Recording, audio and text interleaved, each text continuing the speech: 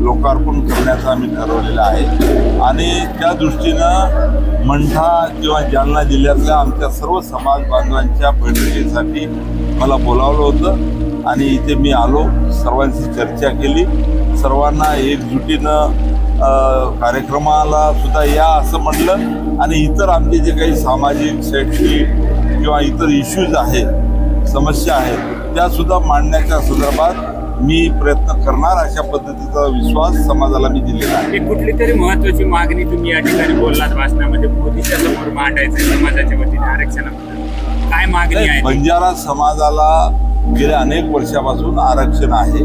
खरं तर ब्रिटिश काळामध्ये गुन्हेगारीचा ठपका म्हणून आमच्यावर ठपका बसलेला आहे.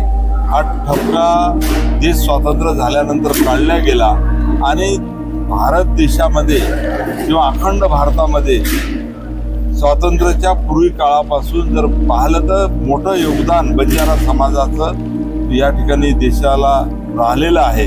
अनेक आमचे जुने ज्येष्ठ पूर्वज यांनी देशासाठी बलिदान केलेलं आहे किंवा अनेक आमचे थोर समाजसुधारकांनी या देशाच्यासाठी अनेक लढत त्या ठिकाणी दिलेले आहेत आणि म्हणून ह्या सर्व इतिहास जर पाहिलं तर आज देशभरामध्ये जवळपास 10 कोटी बंजारा समाज आहे, वेगवेगळ्या राज्यात आहे, कन्याकुमारीपासून तर श्रीनगरपर्यंत आणि हा संपूर्ण समाज खऱ्या अर्थानं आम्ही एकत्र करण्याचा अजेंडा ठेवलेला आहे आणि बऱ्यापैकी आता याच्यामध्ये आम्हाला यश आलेलं आहे. येणाऱ्या काळामध्ये वेगवेगळ्या राज्याची वेगवेगळी मागणी आहे, हे सर्व मागणी एकत्रित करून त्या राज्याचे प्रश्न देश स्तरावर मांडायचे आणि देशाच्या प्रधानमंत्र्याला सांगायचे अशा पद्धतीची भूमिका या ठिकाणी ठेवलेली आहे. बंजारा समाज आरक्षणात लढत करत आहे तुमच्या माध्यमातून? बंजारा समाजाच्या आरक्षणाची मागणी ही जुनीच आहे.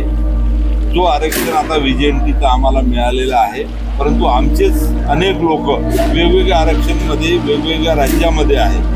कर्नाटकामध्ये आम्ही वेगळं, आमचे सोयरे धायरे सर्व वेगळ्या आरक्षणामध्ये आहे.